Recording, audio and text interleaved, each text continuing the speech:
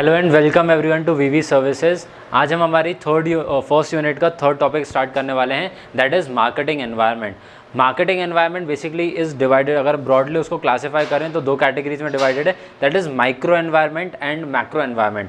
Micro environment का मतलब होता है जब हम सिर्फ कंपनी के ऊपर फोकस करते हैं या फिर कंपनी रिलेटेड चीज़ों के ऊपर फोकस करते हैं, then it is micro environment. और मैक्रो एनवायरनमेंट मतलब कि जब अपने कंपनी से, हम अपने प्रोडक्ट से बाहर निकल के जब हम पूरे मार्केट में सर्वे करते हैं, जब हम सोसाइटी को एज अ होल या फिर एज अ पूरा मार्केट को एज अ होल अंडरस्टैंड करने की कोशिश करते हैं, then it is known as macro environment. Micro environment ने बेसिकली चार क्लासिफिकेशन है, that is suppliers, company, marketing intermediaries and the target market. Starting from the first, that means कि suppliers. अब अगर मान लीजिए मैन्युफैक्चरिंग, हम किसी भी प्रोडक्ट की मैन्युफैक्चरिंग कर रहे हैं और उस मैन्युफैक्चरिंग प्रोडक्ट में सबसे इंपॉर्टेंट होते हैं उसके रॉ मटेरियल्स, उस जिन चीज़ों से वो बनता है। जो जैसे फॉर एग्जांपल अगर हम बात करें हम इलेक्ट्रिक व्हीकल की, तो इलेक्ट्रिक व्हीकल में सबसे इंपॉर्टेंट प्रोडक्ट जो अभी चल रहा है दैट इज़ लिथियम आयन की बैटरी। बिकॉज बैटरीज अगर आपको इलेक्ट्रिकल व्हीकल्स बनानी है तो उसके लिए चाहिए बैटरी, और बैटरी बनाने के लिए आपको चाहिए लिथियम आयन। और लिथियम आयन का जो सप्लाई चेन है वो बहुत ही डिसरप्टेड सप्लाई चेन है। और इसी के साथ साथ जो इलेक्ट्रिकल व्हीकल्स में दूसरा जो सबसे इंपॉर्टेंट प्रोडक्ट है, या फिर जो आजकल जो स्मार्ट गाड़ियाँ आ रही हैं, स्मार्ट व्हीकल्स आ रहे हैं, उसमें लगने वाले जो सबसे इंपॉर्टेंट चिप है दैट इज़ सेमीकंडक्टर्स। तो सप्लाई साइड पे अगर हम देखें फॉर इलेक्ट्रिक व्हीकल्स, तो सप्लाई साइड बहुत ही ज़्यादा डिसरप्टेड चल रहा है। बिकॉज द रीज़न इज़ कि पहला, lithium ion is not available in India, बहुत ही कम मात्रा में है। जो हम मेजर जो कंजम्पशन करते हैं that we import it from Afghanistan. Similarly जो सेमीकंडक्टर्स हैं वो सेमीकंडक्टर्स भी इंडिया में नहीं बनते हैं, हम जनरली उन्हें यूरोपियन कंट्रीज से मैन्युफैक्चर करके बनवाते हैं। बट अभी क्योंकि इंडिया में काफ़ी ज़्यादा मेक इन इंडिया कैंपेन चल रहा है, so we have started manufacturing semiconductors in India as well. But ये जो सप्लाई चेन है वो आने वाले कुछ अभी भी 3-4 साल तक डिसरप्टेड रहेगा, और 3-4 साल बाद जब ऑलरेडी इसकी इतनी डिमांड पीक कर रही है और उसके साथ साथ हमें उसको सप्लाई चेन को मेनटेन करना पड़ेगा। नेक्स्ट इज कंपनी को हम अगर बेसिकली डिवाइड कर सकते हैं हम अलग अलग डिपार्टमेंटल्स में। जैसे कि कंपनी का एक मार्केटिंग हेड हो सकता है, एक फाइनेंशियल हेड हो सकता है, एक रिसर्च हेड हो सकता है। इसी तरीके के बहुत सारे डिपार्टमेंट्स हो सकते हैं एक ही कंपनी के अंडर, जो कि उसको बहुत ज़्यादा इंटरनली इन्फ्लुएंस कर सकती है। फॉर एग्जांपल अगर किसी कंपनी को 1 करोड़ खर्च करना है एडवर्टाइजमेंट में, पर इतना वो कैपिटल लेके नहीं आ पा रहे, जो फाइनेंशियल अरेंजमेंट्स हैं वो उतने कर नहीं पा रहे। फॉर एग्जांपल बैंक हो सकता है इंटरेस्ट बहुत ज़्यादा चार्ज कर रहा हो, या मार्केट में अभी लिक्विडिटी ज़्यादा नहीं होने की वजह से यहाँ पे जो कंपनी जो फाइनेंस से अपने मेंटेन नहीं कर पा रही है, उस वजह से वो मार्केटिंग भी अच्छे से नहीं कर पाएगी।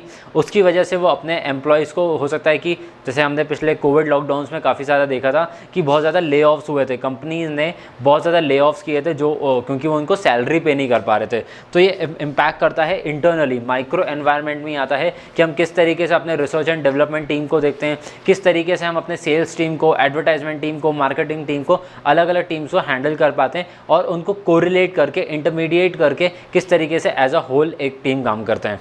Next is marketing intermediaries. अब आप जो प्रोडक्ट बना रहे हो, कंपनी से लेके कंज्यूमर तक पहुंचने में बहुत सारे इंटरमीडियरीज लगते हैं, जैसे कि मिडिल मैन हो सकते हैं। जनरली जब हम इंटरनेशनल मार्केटिंग करते हैं या फिर जब हम एज एन MNC काम करना चाहते हैं, तो हम जब इनिशियली स्टार्ट करते हैं तो एक मिडिल मैन के साथ स्टार्ट करते हैं। बिकॉज हो सकता है you are very good in manufacturing, आप बहुत अच्छा गुड्स बना सकते हो या बहुत अच्छी सर्विसेज सप्लाई कर सकते हो, बट आप उनको गैदर नहीं कर सकते हो, आप उनको एक्स्ट्रा सर्विसेज जो हैं वो प्रोवाइड नहीं करा सकते या उनको सेल नहीं कर सकते। तो उसके लिए आप जनरली एक मिडिल मैन रखते हो। बहुत सारी इंडिया में ऐसी कंपनी हैं जो कि अपनी मार्केटिंग सर्विसेज प्रोवाइड करती हैं, जो कि अपनी सेल सर्विसेज प्रोवाइड कराती हैं, जो कि अपनी कंसल्टेंसी सर्विसेज भी देती हैं। So they act as a middleman, जो कि कनेक्ट करते हैं कंज्यूमर को कंपनी के साथ, और उनकी ऑब्वियसली कंज्यूमर को एक अच्छा प्रोडक्ट मिलता है। एट द सेम टाइम जो कंपनी काम कर रही है उनका सेल्स वॉल्यूम इंक्रीज़ होता है, और अगर किसी कंपनी का सेल्स वॉल्यूम इंक्रीज़ हो रहा है so ultimately the profit will rise. So a middle man can be very important. But अगर किसी मिडिल मैन ने आपकी कंपनी के लिए काम करना बंद कर दिया, हो सकता है किसी भी पर्सनल डिस्प्यूट की वजह से या फिर पर्सनल क्योस की वजह से, हो सकता है मिडिल मैन काम नहीं करे, हो सकता है वो बोले आपको कि मुझे ज़्यादा कमीशन चाहिए, मुझे ज़्यादा परसेंटेज चाहिए, प्रोडक्ट के अल्टीमेट जो प्रॉफिट अर्न कर रहे हैं उसमें ज़्यादा चाहिए। तो इन हेक्टिक सिचुएशंस क्रिएट होने की या कोई भी क्योटिक सिचुएशन क्रिएट होने की वजह से हो सकता है मिडिल मैन काम नहीं करे, और अगर मिडिल मैन काम नहीं करेगा तो अल्टीमेटली जो आपके पास टारगेट कंज्यूमर तो अपने प्रोडक्ट पहुंचाना है वो आप पहुंचा नहीं पाओगे। सो जनरली जो स्टार्टअप्स होते हैं वो ट्राई करते हैं मिडिल मैन के लिए, बट जैसे उनका ब्रांड बिल्डिंग हो जाती है, जब उनका ब्रांड नेम क्रिएट हो जाता है, तो वो चाहते हैं कि हम खुद ही मैन्युफैक्चर करें और खुद ही उस प्रोडक्ट को सेल करें, ताकि जो प्रोडक्ट का जो फाइनल प्राइस है वो भी कम हो जाएगा, और अगर गुड्स या सर्विसेज का प्राइस अगर लोअर हो रहा है तो उस वजह से उसके ऑब्वियसली सेल्स वॉल्यूम इंक्रीज हो जाएगी। Next is physical distribution. Physical distribution में दो मेन कैरेक्टरिस्टिक्स आते हैं, एक होता है वेयर हाउस और एक ट्रांसपोर्टेशन फर्म्स। बिकॉज अब हमने एक जगह पे प्रोडक्ट बनाया है, मान लीजिए जैसे कि मैं भोपाल में अगर किसी पर्टिकुलर प्रोडक्ट का प्रोडक्शन कर रहा हूँ, सो भोपाल ने मेरे पास उसकी फैक्ट्री लगी हुई है या फिर उसकी इंडस्ट्री है, बट मेरे को अब उस प्रोडक्ट को सेल करना है कंज्यूमर तक, और मेरा कंज्यूमर है इंडिया में अलग अलग सिटीज़ में मेरे कंज्यूमर हैं, तो मुझे उन तक भी वो सामान पहुँचाना है। तो मान लीजिए मेरे को भोपाल में जैसे मैंने एक फैक्ट्री आउटलेट खोल के रखा है जिसके थ्रू मैं पूरे MP में सेल कर देता हूँ, बट अगर मेरे को उत्तर प्रदेश में उसी सेम प्रोडक्ट को सेल करना है तो मेरे को एक वेयर हाउस वहाँ पर ही बनाना पड़ेगा ताकि मैं अपने सप्लाई चेन को मेनटेन कर पाऊँ।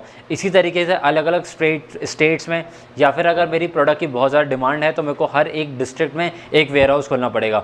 जैसे कि हम अगर अमेज़ॉन, फ्लिपकार्ट, इन सब जो ई कॉमर्स वेबसाइट्स हैं, अगर हम ई कॉमर्स वेबसाइट्स का देखें तो इनका जो मेन मॉडल होता है that is on warehousing, because इनको प्रोडक्ट स्टोर करना बहुत इनके लिए इंपॉर्टेंट है। वो ऐसा नहीं हो सकता कि आपको प्रोडक्ट चाहिए उसी टाइम वो बनाएं, उसी टाइम वो आपको ट्रांसपोर्ट करें और उसी टाइम वो आपको सप्लाई कर दें।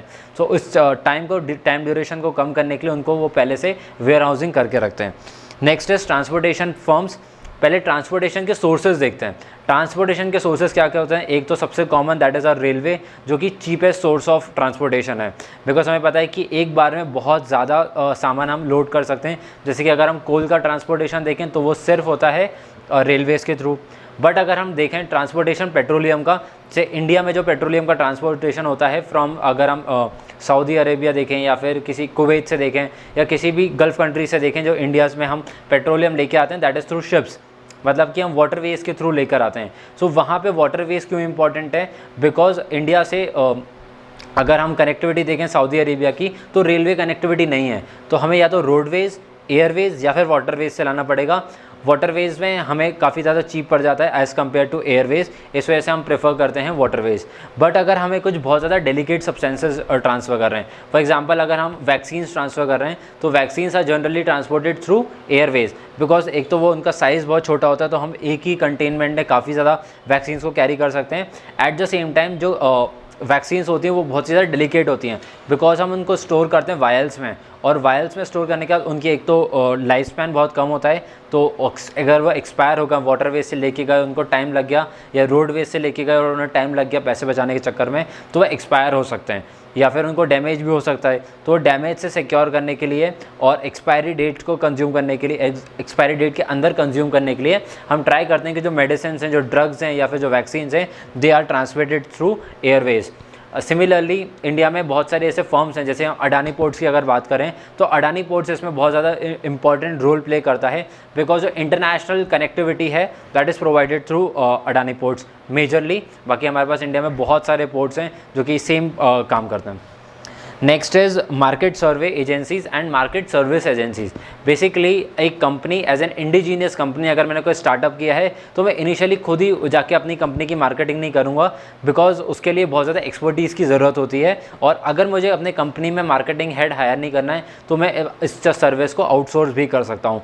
मार्केट में बहुत सारी ऐसी कंपनीज़ हैं जो कि अपने आउटसोर्स सर्विसेज प्रोवाइड कराती हैं, जैसे कि जनरली मार्केटिंग एजेंसीज हो गई जो कि आपको नेटवर्क मार्केटिंग प्रोवाइड कराएंगे, या फिर वो आपको बहुत सारे अलग अलग सोर्सेज के थ्रू भी मार्केटिंग करा सकते हैं। So generally as a company I can reach to that marketing service company, और उनके थ्रू मैं अपना आउटसोर्स कर सकता हूँ।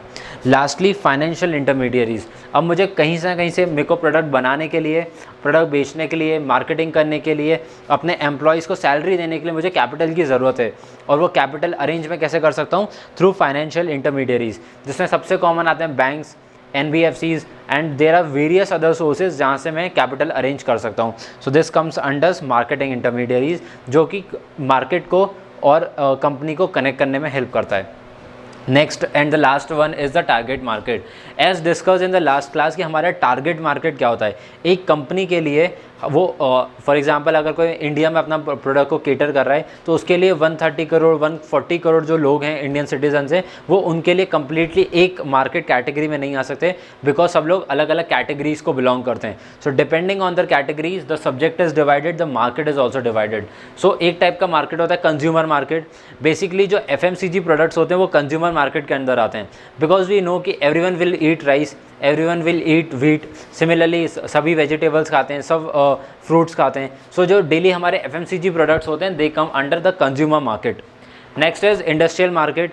इंडस्ट्रियल मार्केट मतलब कि एक फॉर एग्जांपल अगर हम स्टील को लें, steel is not a final product for any person. Steel हम ऐसा नहीं है कि मैं डायरेक्टली आके इंडस्ट्री से स्टील खरीद सकता हूँ। स्टील खरीदती है कोई इंडस्ट्री। फॉर एग्जांपल जैसे कि अगर हम real estate companies, real estate industry की बात करें तो रियल एस्टेट में स्टील बहुत ज़्यादा यूटिलाइज होता है, तो real estate companies directly industry से स्टील खरीदती हैं और फिर वो अपने कंज्यूमर्स को प्रोवाइड कराती हैं। इसी तरीके के बहुत सारे स्टील प्लांट्स हैं इंडिया में जो कि नेशनल लेवल पे भी आते हैं, और कुछ होते हैं मिनी इंटीग्रेटेड स्टील प्लांट्स जो कि चेन में काम करते हैं, बिकॉज हम डायरेक्टली कंज्यूमर को इंडस्ट्री के साथ कनेक्ट नहीं कर सकते in terms of steel. Because steel जैसे कि अगर मान लीजिए आप अपने रूम्स की जो ग्रिल्स हो रही, जो विंडोज़ की ग्रिल्स बना रहे हैं, तो आप डायरेक्टली एज अ कंज्यूमर उसको इनटेक नहीं करोगे, आप पहले जाओगे रियल एस्टेट पर्सन के पास। या फिर अगर आप कूलर को यूज़ कर रहे हैं तो कूलर भी बनता है स्टील से ही है, तो आप डायरेक्टली स्टील इंडस्ट्री से आके स्टील लेकर आके और अपना खुद का कूलर नहीं बनाओगे। आपकी स्टील जो है वो कूलर इंडस्ट्री के पास जाएगा, फिर वो कंपनी हमें कूलर बना के देगी। So ultimately we are using steel but directly we are not purchasing from that. So this is known as industrial market, जब इंडस्ट्री बीच में आती है। Next is reseller market. अगर हम इंडिया में रिफर्बिश्ड ब्रांड्स देखें तो वो बहुत ज़्यादा अभी बूम पर है, बिकॉज वी नो कि अगर हम ब्रांड्स देखें बड़े बड़े जैसे नाइकी हो गया, पूमा हो गया, या इससे भी काफ़ी बड़े ब्रांड्स हैं जो कि बहुत महंगे फैशन लाइफस्टाइल्स को सेल करते हैं या फिर दूसरे प्रोडक्ट्स को सेल करते हैं। फॉर एग्जाम्पल जैसे आपने कार्स 24 देखा होगा, सो कार्स 24 हुआ या फिर गाड़ी 24 हुआ, या इसी तरीके से और भी काफ़ी सारी कंपनीज़ हैं जो कि रीसेलिंग का काम करती हैं, कार्स की रीसेलिंग करते हैं। बिकॉज वी नो कि एक कार की काफ़ी लंबी लाइफ स्पैन होती है, बट कुछ लोग होते हैं जो काफ़ी अपने जिनको न्यू फीचर्स चाहिए होते हैं या फिर एक सिंगल व्हीकल को यूज़ करके बोर हो जाते हैं, तो वो लोग चाहते हैं कि हम अपने प्रोडक्ट को रीसेल कर दें मार्केट में। तो इसके लिए भी एक अलग से इंडिया में मार्केट एस्टैब्लिश हो चुका है और ये एक प्रॉपर्ली ऑर्गेनाइज सेक्टर में आ चुका है, जैसे कि कार्स 24 का मैंने अभी आपको बताया। Next is government market.